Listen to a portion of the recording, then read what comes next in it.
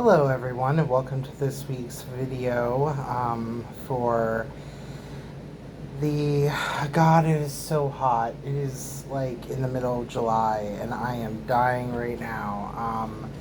Welcome to this week's edition of my big fat video blog. So yeah, the summer heat is crazy, which is why I am pretty much half naked making this video. I am absolutely dying of heat. Normally, I'm like a super cold person. But I thought because, I need to get cold, and what helps people get cold other than some really scary stories, I thought that um, today might have been a good idea to do that. So, for this week's video, I had thought that it might be a really cool idea to talk about my past as a paranormal investigator. So, some of you may or may not know that I was a paranormal investigator in a prior life, and I actually got a chance to see all kinds of really cool things and witness really cool things, and also take some pretty cool pictures and evidence. One of which I'm going to try to work it in at the end of this video, whether, I can put it in at the end or as the thumbnail of the photo. But, I really had a really cool past with it. And I wanted to just go into a little bit about what fascinates me about the paranormal, and really talk about, my history with it, my parents' history, and my experience working with a ghost hunting group, I should say a paranormal investigation group up in Seattle, and then sort of what I want to do with that in the future. I think it's really cool for people to share their interests, and so I figure telling us a few scary stories in the middle of July might be a nice way. So gather all around the campfire and get ready for some scary stories. So my start into the paranormal, really, my dad's side of the family has had a really big history with anything paranormal related. My dad actually, my grandfather actually found, doing some renovation on an old house of theirs, actually found a body in the floor of the house that they lived at. And prior to that, my dad experienced many different types of phenomena in the house. He one time saw a floating woman over his bed who looked like a ghost. They heard noises in the walls, they heard pounding and thumping, and they also sometimes heard voices at night. It was really a pretty creepy house to live in and grow up in. And it all stopped whenever my grandfather found a body that was hidden in a floor about 7 or 8 feet under the foundation of the house. And they had the Pittsburgh, Pennsylvania police out looking at it. And nothing really came of it, but the house that my dad lived in, they were very poor, and they lived in a house that was subdivided, that it was a mansion that turned into, it was a subdivided mansion, which 2 wings of it were across the street, and then the main wing of it, where they lived at, was actually a funeral parlor at one point. And it was built upon something called shell rock, which is a really unstable foundation. And so that's actually why it caved in and they had to destroy the house, was because of the shell rock foundation. But it was already falling apart pretty bad. It was built by a steel baron in the 1910s in Pittsburgh. And his wife mysteriously went missing with her friend, and they couldn't find her. And so when my grandfather dug up what he assumed might have been her and her friend, because there was 2 bodies in the floor, the baron had been long dead at that point. And yeah, we kind of solved the mystery. So It wasn't shortly after that that they ended up destroying the house because of foundation issues and not because of the bodies. But that was definitely kind of the start of it. I know prior to then, my family has already been kind of interested in the paranormal. On my mom's side, they're all very religious, so not so much. Although all of my aunts and uncles are really interested in the paranormal, and have all encouraged me to pursue this as a hobby. So away I go. So, so that was my father's experience. And so my dad was a truck driver, and he would always go out on the road at night and he would hear stories. And admittedly, now that I look back, he would take me out on these really long drives, actually, across the Pennsylvania tri-state area. And he would tell me these stories, right? And some of them are pretty classic urban legends, like the hook on top of the car. There's some other ones that are like like UFO stories and stuff. Things that now, like as a kid, I was like, oh my gosh, that's so scary. But things like now I look back and I'm like, yeah, those were urban legends, that are told by everybody. But there were a few like Pennsylvania specific ones that were pretty scary to me. And my dad had a really cool flair of telling stories. And so and also as a kid, I was always into things like, the X-Files, Ghostbusters, anything really creepy or scary. I was the kid that was like super up at night watching Unsolved Mysteries with my mom. And that's why I have issues today, psychologically, but we won't that's a lesson for another video. We'll talk about it at a later date. Yeah, well, that was fun. But yeah, anyway, had a lot of cool stories. But the one, like, thing that me and my dad, like, totally, like, were creeped out on together and didn't even really know about it until years later was experiences that he had at his home that was a trailer. And my dad and my mom were divorced, and I used to see my dad on the weekends at his trailer. It was about an hour east of an hour east of Pittsburgh. And he lived in actually a pretty nice trailer. It was actually a renovated trailer that was pretty, like, it was nice. It wasn't like a dumpy trailer like a lot of people have. It was actually pretty nice. But when he got it, it was pretty beat up. And the people that had it before him, from what I understand, were the, like, stereotypically rednecky, alcoholic-y kind of people, beat up his wife, from what I understand. When my dad had moved in, there was, like, fist holes in the doors. And so my dad had to do a lot of work to really renovate this trailer, which is why it looked really nice. To this day, I don't know why my dad just didn't buy a house, but he really loved the location. He had friends in the area in the mobile home park that he lived at. And so he wanted to make that his home, and he did for years. Sorry, that was a car. He did for years. And one of the things that I experienced that I didn't find out until later on that he experienced is when I was 8, I was staying over his house on the weekend, and even prior to that, so my dad bought this house and this home and renovated it. There was a bedroom in the back office, and there was a bedroom in the front office, or a bedroom in the back office, and then a bedroom like that was the den that could have easily been a den at some point. And when my dad basically made that office, he went ahead and designed it into a bedroom for me and my brother to sleep in. And me and my brother, we slept in there, I think the first weekend, and we were like, no. Like, me and my brother knew instantly something was wrong at 8 years old. My brother was actually 4, and he was just like, would cry. And I was in there, and I was like, I'm done. I'm not staying here. I want out of this room. Get me out of this room. I'm not staying in here. And so he tried moving our bedroom to the back where the den was, and nothing. And so my dad had actually bought bunk beds and everything, so this was really frustrating for him because he had to take everything back.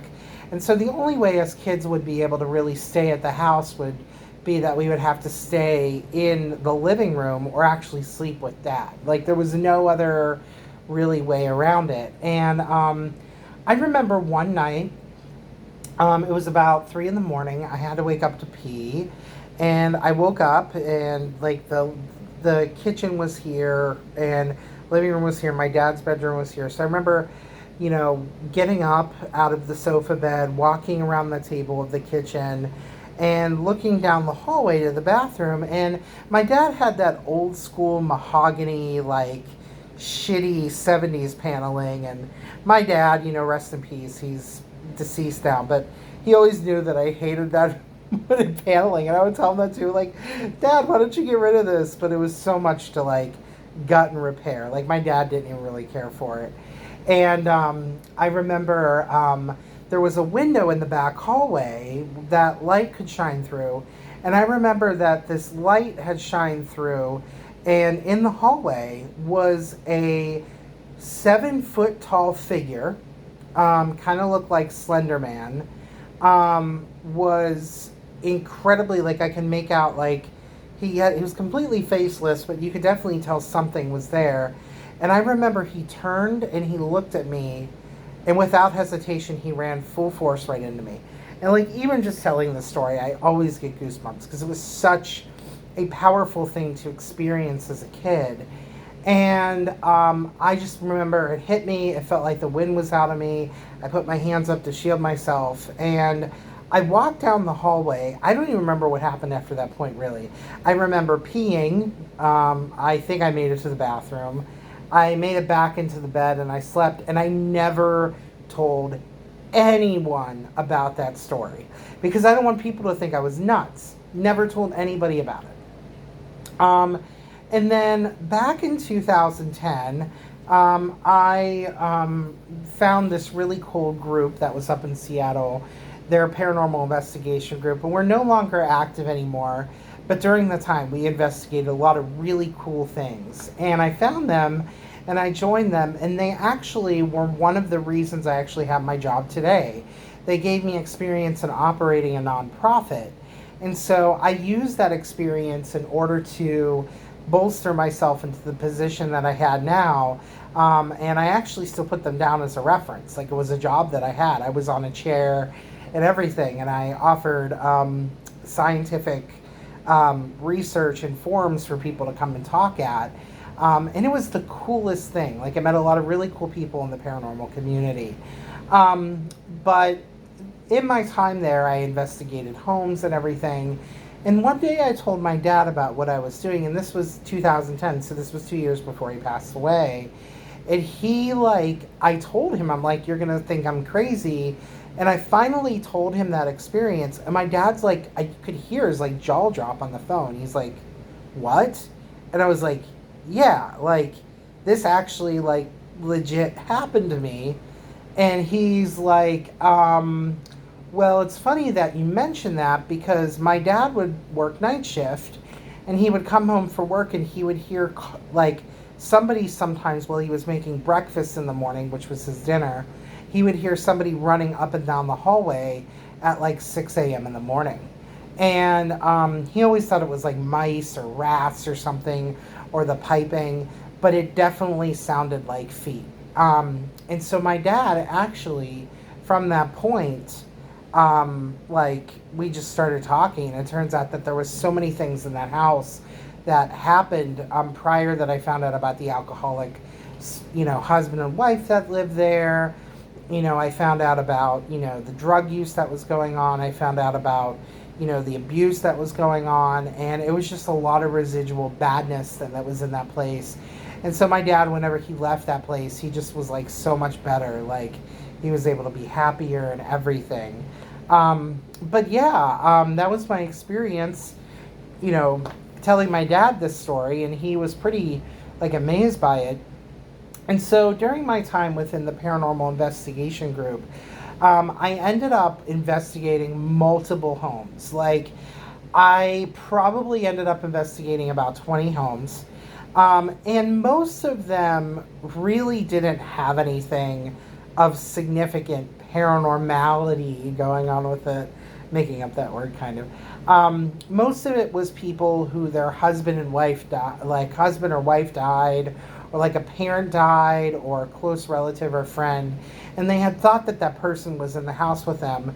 And those houses or apartments also had like a lot of hard wiring and electrical issues. Like one of the places we found out that their fuses were going, and so, you know, that was an issue. Another person, they found out that their plumbing was going. And so just all of these things where we could rule out that it was something. But I remember that there was one specific home where I actually slept over. And our role in this house was to do a night study on a couple that kept reporting they were waking up with scratches. And so what we did was, with their permission, is we set up cameras in their room and we recorded them, and we were right outside to ensure there was nobody entering their room and everything. And we had the camera on them all night. And we investigated them. We took pictures of their back and everything before, except for like their private areas, because it'd be weird. Everywhere, you know, like to see if, you know, they did get anything. And in the morning I woke up and a few of my team members were like shocked. And I was like, what's going on? And this gentleman had a scratch on his back, like series of like 3 scratches on his back that we couldn't explain. Like there was nobody on the camera that caused it. The wife obviously didn't cause it. He didn't go to the bathroom during the night. And the other thing is that we got his pictures as soon as he woke up and stepped out of the room. Like there was no way like those scratches could have happened. And so that was the only really significant thing. We didn't capture any other evidence, but it was pretty cool. I had another incident where a little kid, we assume, was playing with a little, like, we called it like a toy box that I'd put in the middle of the room that had these like buttons on it, and he would press it and there were like things that would light up, and we were like, where's that coming from? We had another resident of ours that they captured like a spirit on their 3DS camera, like laying on top of somebody else. It was some really crazy shit. But there was 3 experiences that kind of sealed the deal for me as a paranormal investigator and kind of ended my career, because I had joined the ghost group with the thought that I wanted to find if the truth was out there. I wanted to do my inner Mulder or my inner Scully and do it with science in mind, because I wanted to like show to my dad and my family, like, look, my dad's not crazy. My dad's family isn't crazy. There really is something there. And so I investigated 3 places that proved the concrete proof that there is something after this life. So the first one was Butterworths Mortuary, which is a mortuary that is up in Seattle that actually was Seattle's very first mortuary ever, like whenever the city was created. And it is in a restaurant of an Irish pub called Irish pub called Kells. And the lady that runs it, she's a real sweetheart. They have really great shepherd's pie and, you know, Guinness. If you ever get a chance and you're down by Pike's Place, highly recommend to stop. They actually have a chain, and they have a bar that's here in Portland, which is really wonderful. But I remember I stopped in there, and I was talking to her, and she's like, oh yeah, you know, the place is haunted and everything. And I was like, that's cool. And I had no idea that I would ever be back there. I had a friend of mine at the time who was connected to the group, who had connections with the people that owned the bar, and they persuaded them to let us do an investigation in the upstairs part of the bar. Now, the downstairs isn't haunted at all. Like, you can go in there, which is weird, because normally people think, like, basements and stuff, scary, blah, blah, blah. But that's not even the case here. The real thing that really was creepy about this place was upstairs. They could not keep business in the upstairs part of this restaurant. They tried numerous times. It always failed. People always got injured. There's actually 3 floors, and so they tried the floor above it. People got into accidents on the 3rd floor while doing work. I actually, the day that we went and we were doing the investigation, they were actually renovating the third floor. And we were upstairs, and there was a bandsaw, and there was blood on the floor from the bandsaw. And there was nobody around. This was a dark building in like the middle of Pike's Place. And it was just the creepiest thing ever. And I look at my friend and I'm like, we're gonna die. Like, this is it. Like it's over. My friend laughed. And we did our investigation. I didn't capture anything. But my friend did capture something on camera. He captured a shadow walking in front of it, when again, there was nothing that could have caused this thing from occurring. We looked at all types of light sources and everything. So that was really creepy. And then I got a weird experience when I was there. I got kind of nauseous, and I felt like somebody was like touching me on my shoulder. Very odd. It was a very chilling feeling. One of the creepiest feelings I've ever had, actually. And so it was kind of cool. The second place was Gettysburg, which that was something. I mean, when you go to Gettysburg, right, like you can just feel the like the scariness and the horror and the pain and just the sorrow, like as soon as you drive into that city, if you're empathic. But I stayed in a hotel room. Again, no concrete evidence with this one, but I stayed in the hotel room, and I was told that there was a spirit that was at that hotel and in that room, and I could not sleep. I woke up, and one of my prescription bottles was flipped upside down when I knew I didn't do it. My mom didn't go to the bathroom. She was staying with me. And so that was definitely creepy. And so that was an experience too. And I actually investigated a mansion where people had died on the property from a shootout, which was pretty impactful. And then the final piece, before, I sadly have to wrap up this video, is that I investigated a place. This is probably the place where it was the most emotionally touching. I investigated a place called the Gar, which is a cemetery that is up in Seattle that's a Civil War cemetery. Now you're probably like, you're crazy. What are you talking about? How can there be a Civil War cemetery up there? There is, and it's because people would lose everything in the South or the North, and they would move out here. They would be like, I want to go find gold. I want to go find, make a farm, work in the lumber industry. Like, there was all these opportunities for them after the war. And so they would move out here. So there were Civil War cemeteries with veterans that came out here. And I remember I was walking around and I was taking pictures, and I wasn't getting anything. And there is a picture, which I will put as probably the thumbnail to this, that completely blew me away. And it solidified the proof of like otherworldly life. I shouldn't say otherworldly because that's alien. It cemented the proof that ghosts exist and the paranormal does exist. It was an experience that I've never had before, and it was completely terrifying. But I will tell you the story as to what happened after I found this picture.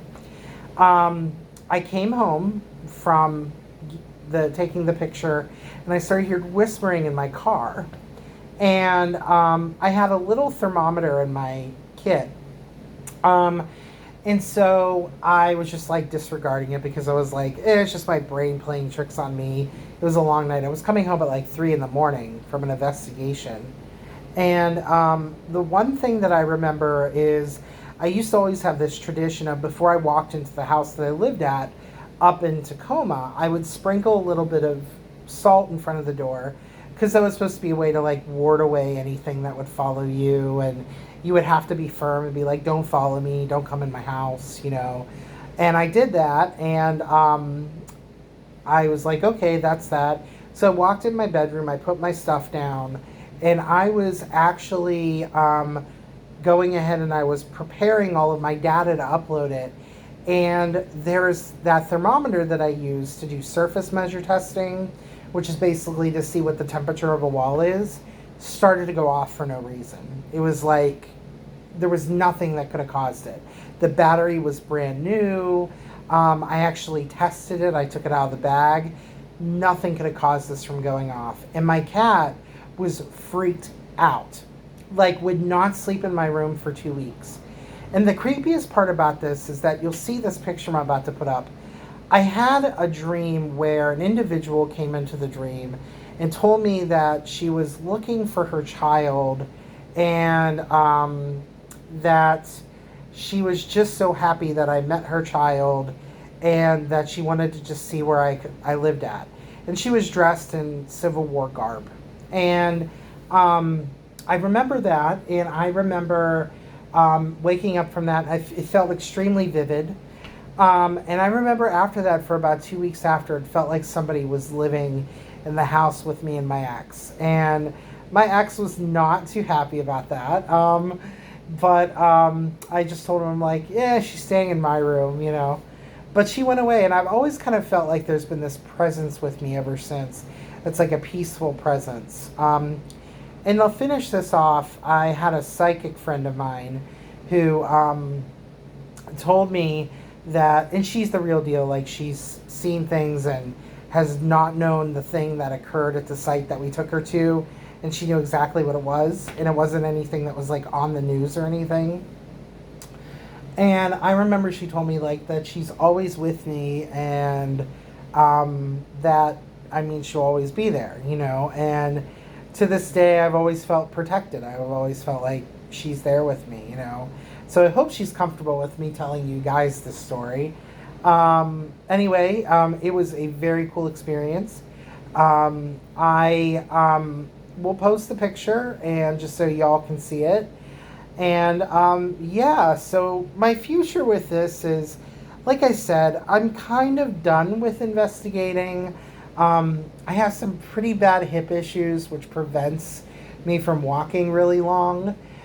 Is it something that is always kind of, you know, something I'm interested in? It will always be something I'm interested in. Do I necessarily want to sleep in haunted hotel rooms and walk down haunted corridors and go into places where I'm going to get scratched or maimed or, you know, whatever, get the shit scared out of me? Probably not. I think I'm pretty much past that. I am deeply into investigating other people's evidence, so I've actually have done that for a few other paranormal groups on the East Coast on several occasions. But yeah, that's my little known fact about me, is I am a paranormal investigator. It's one of my hobbies that I have engaged at in the past. So anyway, I hope you loved this video or liked this video. I'm going to, if I find out any cool paranormal events or stories or anything that I end up doing in my life, I will always be sure to share it with you. I made this video in response to the positive feedback I got from my paranormal birthday video. A few people thought that it was kind of cool, and I thought, well, I mean, I might as well just talk about my history with being a paranormal investigator. So here you have it. So at any rate, I hope you all stay cool, safe, and dry, mostly safe. I hope you're all wearing masks and being, again, safe and healthy during this time. Please, please, please, please remember to wear a mask.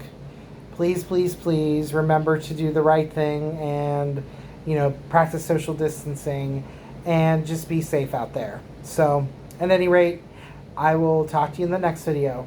Thanks so much. Bye.